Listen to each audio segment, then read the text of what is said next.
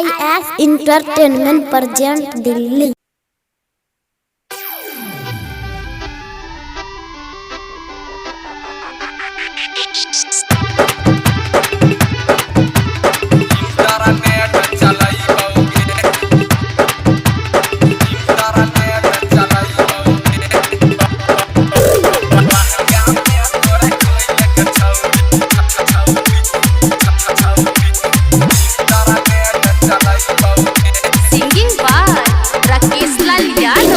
गंगटा मोड़ में पेड़ा खिलैबो, गंगटा मोड़ में पेड़ा खिलैबो, खड़गपुर में तोरा घुरैबौगे, खड़गपुर में तोरा घुरैबौगे, लहंगा में तोरा खोल के छौड़ी इंटरनेट चलैबौगे, लहंगा में तोरा खोल के छौड़ी इंटरनेट चलैबौगे।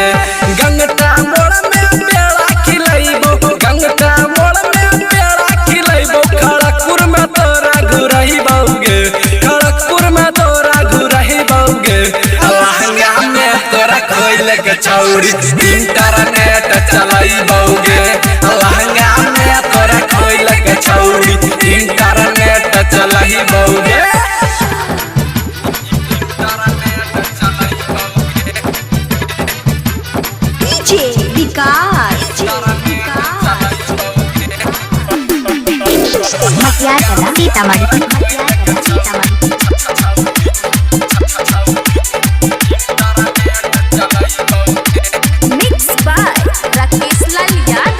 लजैब तोरा मुंगेरा छौड़ी गंगा पुल घुरैबौगे, ब्यूटी पार्लर में बाल के छौड़ी हिप्पी कट कटबैबौगे।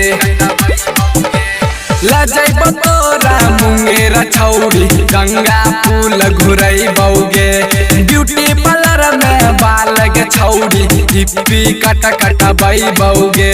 छाया डिजिटल स्टूडियो में, छाया डिजिटल स्टूडियो में फोटो तोरा खिंचैबौगे, लहंगा में तोरा खोल के छौड़ी इंटरनेट चलैबौगे, लहंगा में तोरा खोल के छौड़ी इंटरनेट चलैबौगे।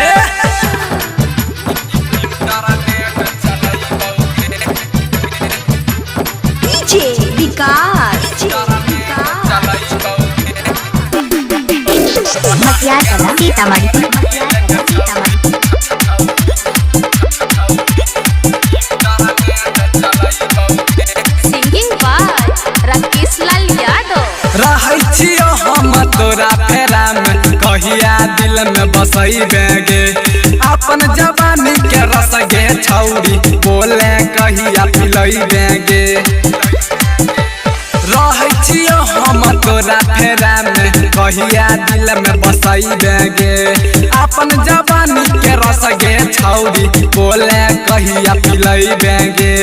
मुंगेर के वैशाली होटल में, मुंगेर के वैशाली होटल में नाश्ता तोरा करैबौगे, लहंगा में तोरा खोल के छौड़ी इंटरनेट चलैबौगे, लहंगा में तोरा खोल के छौड़ी इंटरनेट चलैबौगे।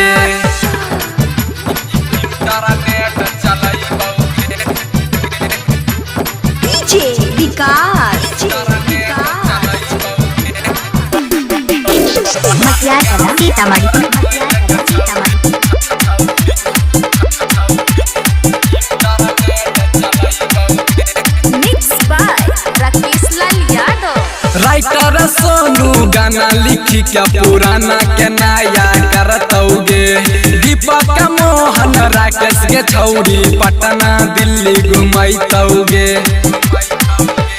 राइटर सोनू गाना लिखी क्या पुराना के नया करतौगे, दीपक मोहन तोरा के छौड़ी पटना दिल्ली घुमैतौगे। राकेश लाल के गाना के छौड़ी, राकेश लाल के गाना के छौड़ी रात भर कमर हिलबैबौगे, लहंगा में तोरा खोल के छौड़ी इंटरनेट चलैबौगे, लहंगा में तोरा खोल के छौड़ी इंटरनेट चलैबौगे। Road music recording studio Banarasi Basa Munger.